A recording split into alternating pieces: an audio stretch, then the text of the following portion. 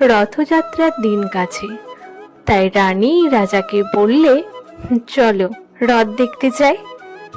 রাজা বললে, আচ্ছা। ঘোড়াশাল থেকে ঘোড়া বেরোলো, হাতিশাল থেকে হাতি, ময়ূর পঙ্খী যায় সারে সারে, আর বল্লম হাতে সারে সারে সিপাই শান্ত্রী, দাস দাসী দলে দলে পিছে পিছে চলল। কেবল বাকি রইল একজন, রাজবাড়ির ঝাঁটার কাঠি কুড়িয়ে আনা তার কাজ।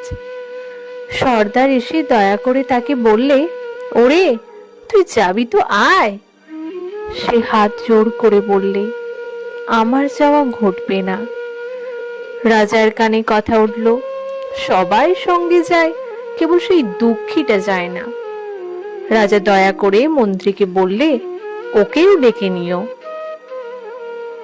রাস্তার ধারে তার বাড়ি।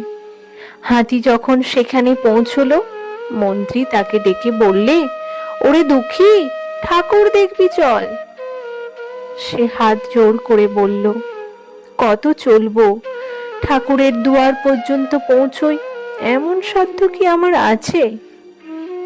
মন্ত্রী বললে, ভয় কি রে তোর, রাজার সঙ্গে চলবি। সে বললে, সর্বনাশ, রাজার পথ কি আমার পথ? মন্ত্রী বললে, তবে তোর উপায়? তোর ভাগ্যে কি রথযাত্রা দেখা ঘটবে না?